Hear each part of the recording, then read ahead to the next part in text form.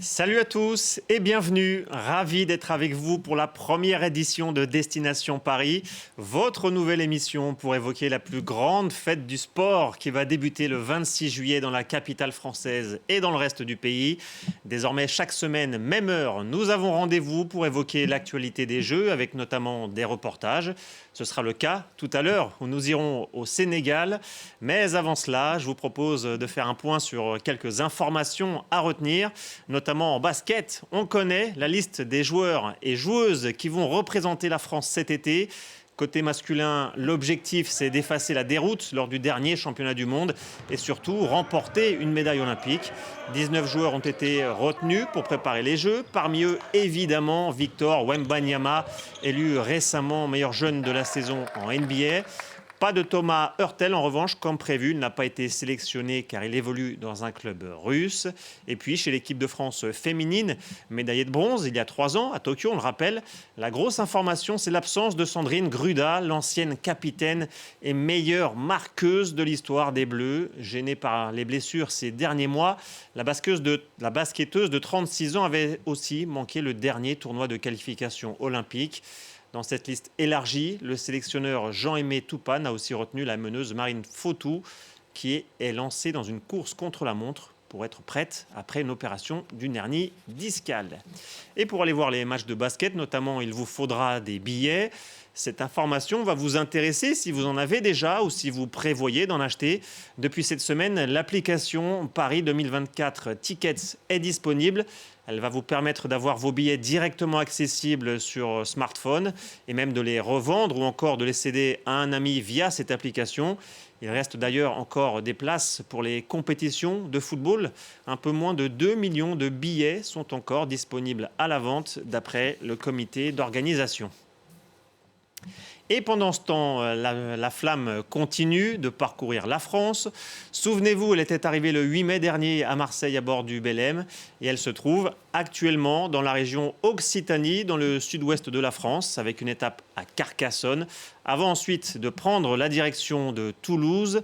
Un périple qui va continuer jusqu'à la cérémonie d'ouverture le 26 juillet prochain à Paris.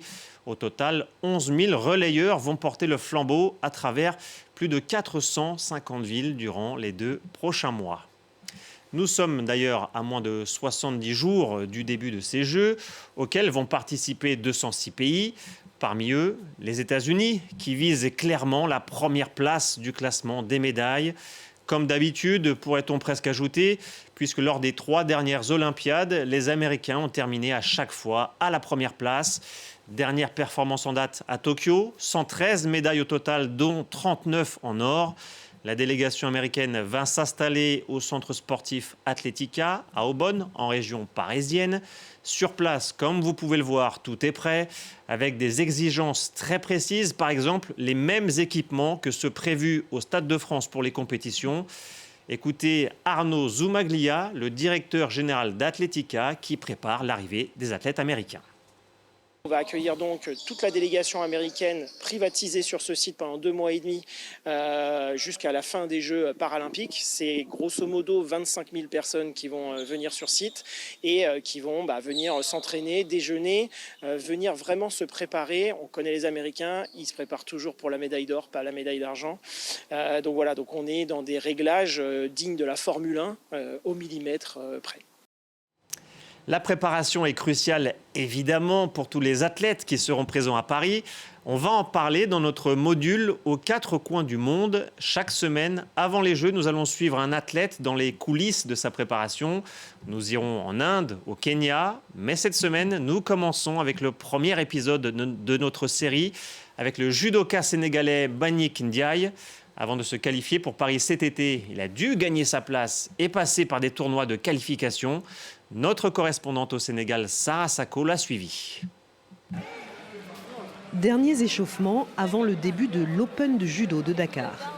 Une centaine d'athlètes originaires de 28 pays espèrent arracher une partie de leur billet pour les Jeux Olympiques. Parmi eux, Mbagnick Ndiaye, ceinture noire, 3e dan. Le Sénégalais protège ses articulations avant les 2 combats qu'il doit disputer dans la journée.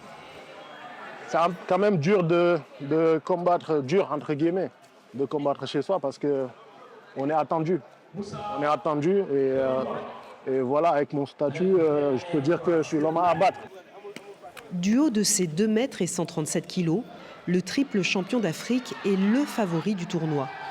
Devant un public acquis à sa cause, il terrasse son premier adversaire en 2 minutes 30 exactement.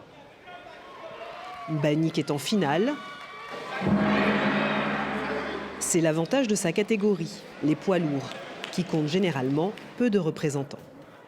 Un combat très tactique, parce que le mec c'était un profil différent. Voilà, c'était un gaucher. Ça fait que voilà, fallait s'y prendre autrement. Le laisser venir sur moi, pas l'agresser, pas l'attendre. Chose faite, il est venu et il est tombé dans le piège. Dans la salle, un public d'aficionados et bien sûr de judokas. Beaucoup ont vu grandir le champion, comme maître Moussa Sall, qui a entraîné le petit Mbanick dans son dojo alors qu'il n'avait que 8 ans. C'est seulement qu'il a coaché jusqu'à il est devenu Mbanick. Tout le Sénégal est fier de lui, le dojo Momardien est fier de lui. Cette fois, Mbanick affronte un adversaire plus lourd, mais aussi plus lent que lui. Un combat dure tout au plus 4 minutes.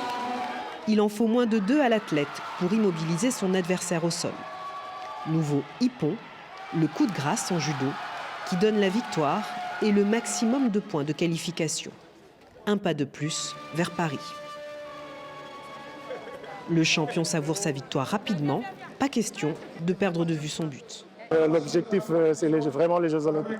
Donc, il ne faut pas se tromper d'objectif. Là, il faut vite oublier cette médaille et puis recommencer l'entraînement demain.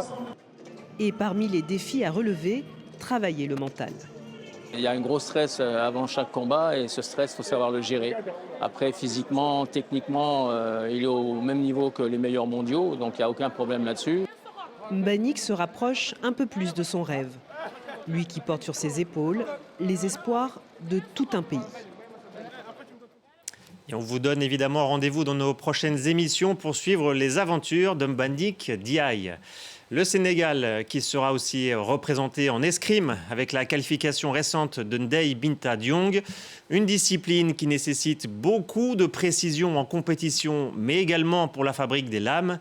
L'épée, le fleuret ou le sabre, impossible d'industrialiser le processus car le travail est très minutieux. Le premier fabricant mondial se trouve en France, près de Saint-Étienne. Environ 120 000 lames de compétition sortent de cette usine chaque année et dont certaines, évidemment, vont équiper les athlètes olympiques. Petit aperçu avec David Leblanc qui a un métier atypique, dresseur de lames. Il n'y a pas de machine pour ça, on est obligé de le faire à la main puisque chaque lame est suite au traitement thermique, est déformée différemment de l'autre. Donc on est obligé de le faire, de contrôler à l'œil et puis de redresser chaque défaut à la main puisque chaque lame va être différente. Donc on peut pas prévoir un programme qui va venir redresser toutes les lames de la même façon. Place à présent à un autre rendez-vous récurrent de Destination Paris, notre rubrique à vos marques. La grande fête du sport va se dérouler à Paris cet été et mettre en valeur les quelques 10 500 athlètes qui vont participer aux différentes compétitions. Mais derrière les professionnels, il y a aussi des millions de sportifs amateurs en France. Nous en avons suivi quelques-uns pour évoquer la place du sport dans leur quotidien. Premier épisode cette semaine avec Ainoa Leiseaga, jeune surfeuse qui a un rêve, participer aux Jeux de 2028. Regardez ce reportage de Jade Lévin et Juliette Montilly. C'est incomparable, l'énergie de l'océan, c'est fou. Je m'appelle Ainoa Leiseaga, j'ai 21 ans et je suis surfeuse de haut niveau. Je vais aller surfer à gauche. Ça là. Ouais, c'est gros, ouais. J'adore la sensation quand je suis, que ce soit dans l'eau ou sur la vague, c'est deux sensations différentes. Mais quand je suis dans l'eau, déjà, je sens l'énergie et la force de l'océan, en fait, et en même temps son calme. Et après, sur la vague, là, c'est fou, les sensations qu'il y a, c'est la sensation de vitesse, l'adrénaline. J'ai commencé le surf à 9 ans, avec ma sœur au début, avec des petits bodyboards qu'on avait achetés à Carrefour. J'ai vraiment adoré et je me suis dit, mais j'en veux plus, quoi. Enfin, cette sensation de glisse, c'est incroyable et du coup, j'ai jamais arrêté depuis, quoi. Elle avait envie, on s'est dit, ok, pourquoi pas, on habite à côté de l'océan, c'est super, ça va être pratique. Et puis après, une fois qu'on a mis le doigt dedans, on n'a pas pu en sortir.